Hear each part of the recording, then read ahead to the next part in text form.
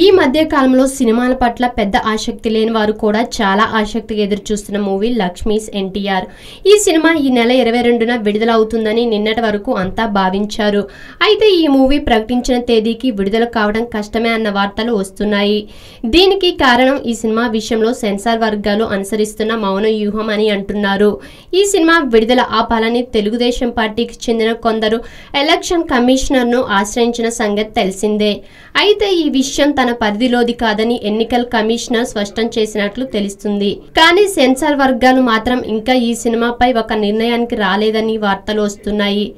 తెలుస్తున్న సమాచారం మేరకు ఇప్పటికే ఈ సినిమాను సెన్సార్ బోర్డు సభ్యులు చూశారని, అయితే ఈ మూవీకి క్లియరెన్స్ ఇచ్చే విషయంలో తమకు కొంత సమయం కావాలని అడిగినట్లు సమాచారం.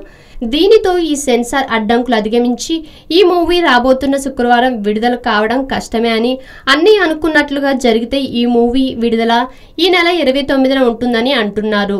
దీనితో సెన్సార్ అడ్డంకులను అధిగమించడానికి రామ్ గోపాల్ వర్మ చాలా గట్టిగా ప్రయత్నాలు చేస్తున్నట్లు తెలుస్తుంది. ఈ మూవీ విషయంలో సెన్సార్ అడ్డంకులు సృష్టించడం వెనుక ఒక ప్రముఖ వ్యక్తి అజ్ఞాత శక్తిగా పనిచేస్తున్నాడని, ఏదో విధంగా ఈ మూవీని ఎన్నికలయ్యేదాకా సెన్సార్ నిబంధనల వంకతో ఆపాలనే వ్యూహంతోనే ఈ ఆలస్యం అన్న ప్రచారం కూడా ఉంది.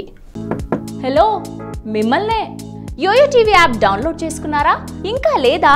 మీ యాప్ స్టోర్కి వెళ్ళి వెంటనే డౌన్లోడ్ చేసుకోండి.